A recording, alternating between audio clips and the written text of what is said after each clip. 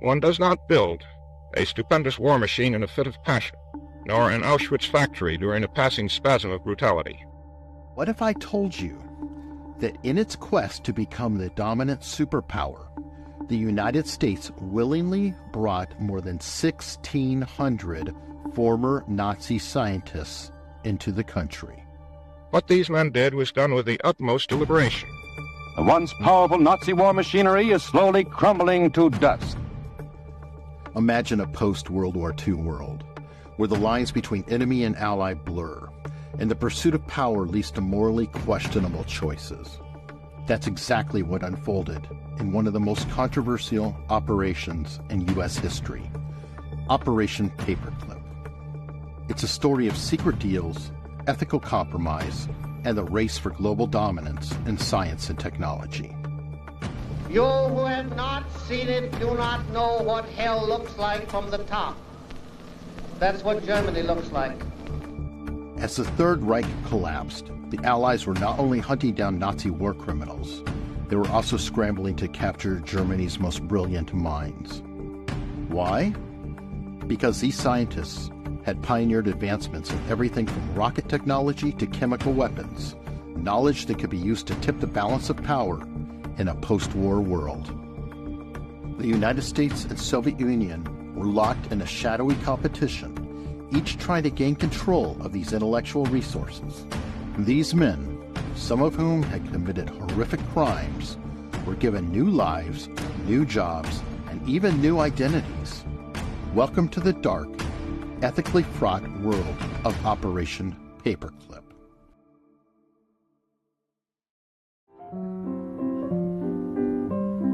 Don't say that he's hypocritical. Say rather that he's apolitical. Once the rockets are up, who cares where they come down? That's not my department, says Werner von Braun. Almost exactly 16 months after the A-bomb is dropped on Hiroshima, the U.S. Army is about to make its first major test of a ballistic rocket. Initially known as Operation Overcast, was named for the paperclips that were attached to the files of scientists that the U.S. deemed most valuable.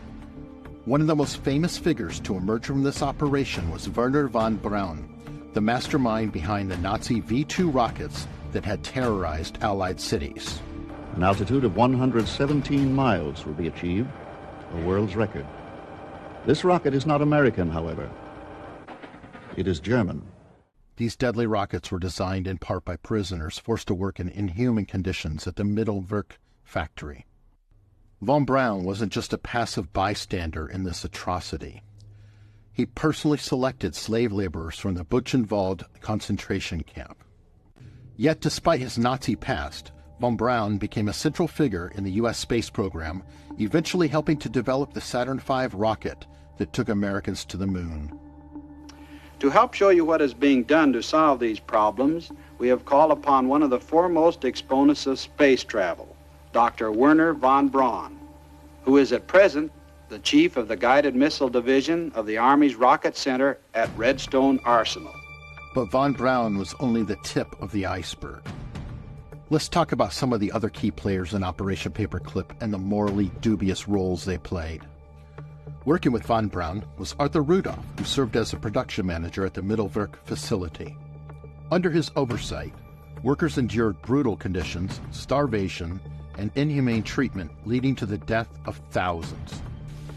Some people believe that the reports of what happened there are exaggerated. No words could exaggerate.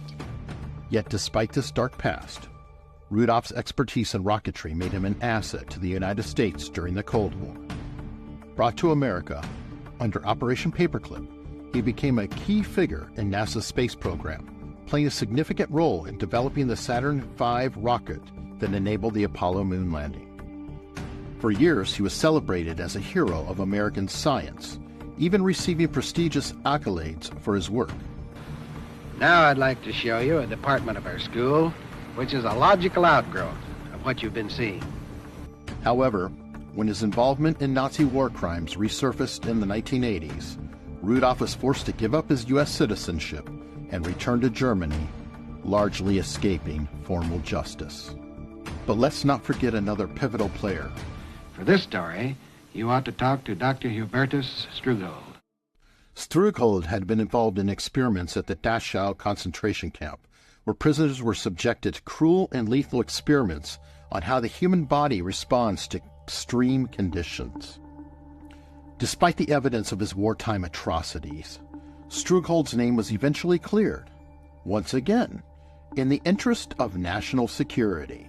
In the United States, Strugold became a key figure in NASA's medical program, developing life support systems and astronaut training protocols. Dr. Strugold, what are the prospects for space travel? Will not only make routine flights under space conditions in the vicinity of the Earth, but also that he will travel to or around the moon. Now let's shift to some Nazi doctors, some of whom were even tried at Nuremberg. Dr. Kurt Blome, for example, had been the Deputy Surgeon General of Nazi Germany, overseeing biological warfare research that included testing on prisoners. Professor Kurt Blome, the Deputy Health Minister and Plenipotentiary for Cancer Research, favored testing the abstract in mice, but Rascher insisted on using human test subjects. Himmler took Rascher aside, and a human cancer testing station was established at Dachau concentration camp.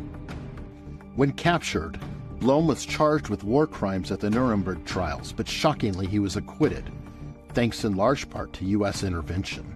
Taking their places in the famous Nuremberg courtroom, judges of the Allied Military Tribunal begin the trial of minor war criminals.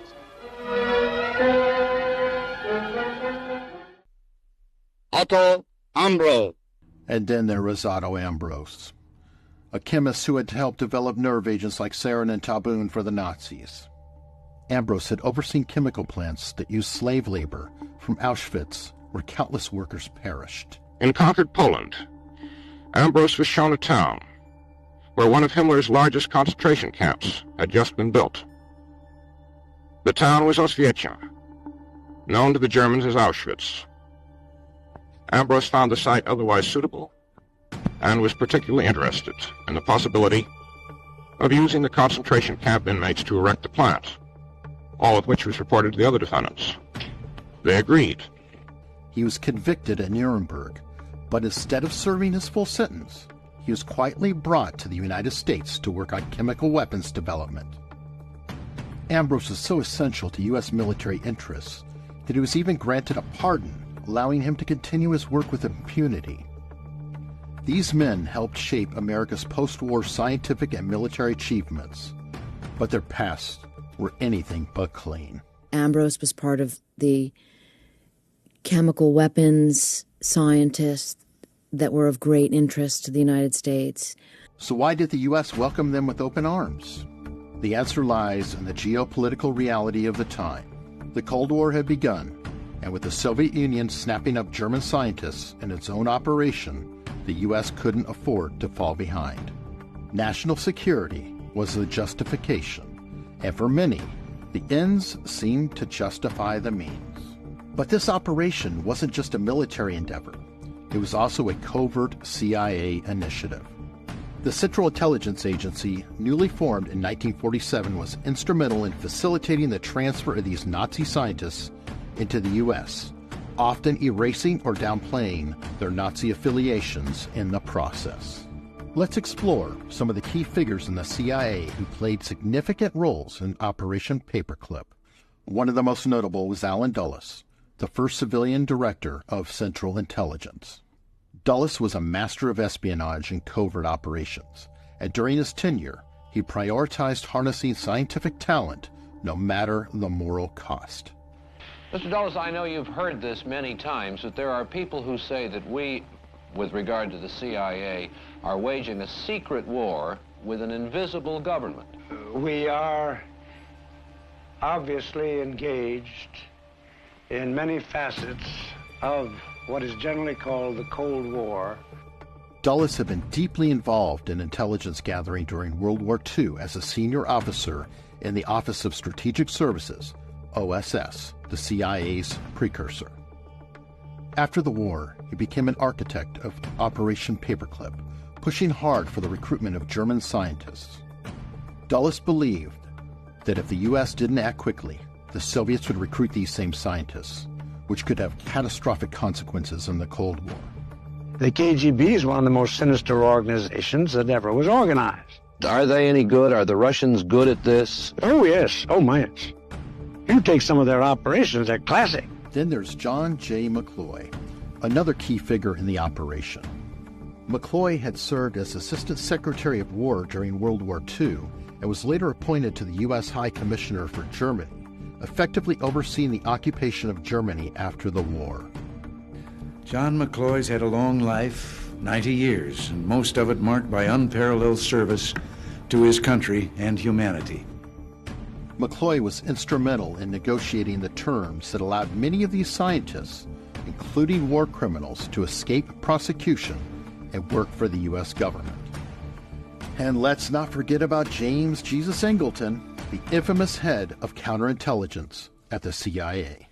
Angleton, known for his paranoia and obsession with Soviet espionage, viewed the recruitment of Nazi scientists as a necessary evil.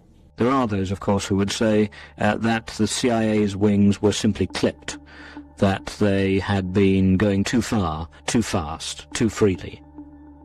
Oh, there are those who will say anything. Angleton helped run counterintelligence programs that monitored the activities of former Nazi scientists once they were brought into the United States, ensuring that they were loyal to their new homeland. There is always a question whether a democratic country is capable of having an intelligence service of any great merit. One figure who bridges the gap between science, intelligence, and Nazi war crimes is Reinhard Gehlen. Gehlen was a Nazi intelligence officer who had run the Wehrmacht's intelligence service on the Eastern Front. After the war, Gehlen offered his vast intelligence network to the Americans, promising valuable insight into Soviet military operations. Thereafter, until his break with Hitler in April 1945, Gehlen reported regularly on all matters to do with Russia's war effort, gathering his information from agents inside the Soviet Union, some inside the Kremlin itself. Allen Dulles and the CIA embraced him, establishing the Gehlen Organization, a secret West German intelligence service that operated under U.S. guidance. The Gehlen Organization became a key asset in the early Cold War, though it was staffed by many former Nazis. Operation Paperclip wasn't just about advancing science and technology. It was about creating a powerful network of individuals who could outthink, outmaneuver, and outbuild the Soviets. The ethical lines were blurred and, in many cases, completely crossed. These scientists, with their dark pasts, weren't simply forgotten. They were actively protected and promoted by the U.S. government. One of the most damning cases of moral compromise involves the infamous MK-Ultra program, which was initiated by the CIA in the 50s. Nazi scientists brought over under Operation Paperclip played a key role in the early stages of this mind control program, which involved unethical experiments on unwitting subjects, including the use of hallucinogenic drugs and psychological torture. Sidney Gottlieb, the CIA officer who ran MK-Ultra, reportedly worked with some of these former Nazi scientists to develop methods of controlling the human mind, methods that were disturbingly similar to techniques used in Nazi concentration camps. By the mid-20th century, many of the scientists recruited under Operation Paperclip had become household names. Wernher von Braun was featured on Walt Disney's TV specials, talking about space exploration and the future of mankind's journey to the stars. Now here's a model, my design for a 4-stage orbital rocket ship. Compared to the unmanned instrument rocket, it is quite large. Von Braun had gone from a man developing weapons of mass destruction for the Nazis to an American icon, symbolizing the triumph of science and innovation. But what the public didn't see were the compromises that had been made to get there. And these compromises didn't go unnoticed by everyone. Prominent figures like Albert Einstein and Eleanor Roosevelt were vocal critics of Operation Paperclip. Einstein, who had fled Nazi Germany before the war, wrote a letter to President Truman condemning the decision to allow these men into the country. We are concerned here with an act of humanity He believed that the United States was sacrificing its moral integrity for the sake of power, and he was right to question whether these scientists' contributions could ever justify the atrocities they had committed. But for the U.S. government, it wasn't about morality, it was about survival. The Cold War was a battle for global supremacy, and the Soviet Union was seen as an existential threat. The Americans couldn't afford to let the Soviets get their hands on these scientific minds. National security became the ultimate justification, even if it meant sweeping the horrors of the past under the rug. Operation Paperclip represents one of the most complex moral dilemmas in American history. The questions posed by Operation Paperclip are not just relics of the past, they remain deeply relevant today. In a world still grappling with the ethics of technological progress and global power dynamics, we're often reminded that the pursuit of dominance, whether through scientific innovation, military strength, or intelligence gathering, can come at an immense moral cost. Take, for example, the development of nuclear weapons. Now I am become death. The Manhattan Project, led by figures like J. Robert Oppenheimer and Enrico Fermi, was instrumental in creating the atomic bomb, a device that forever changed the nature of warfare. But the lessons learned through Operation Paperclip echo through these projects as well. Repeating once again our top story, Soviet President Mikhail Gorbachev has been removed from power, and there are tanks now in the streets of Moscow. Vice President Gennady Yanayev says he has taken over as acting president. Even after the Cold War ended, the legacy of Operation Paperclip continued to influence U.S. policy. How far are we willing to push the boundaries of science if it means we gain the upper hand, even if it leaves a trail of destruction in its wake?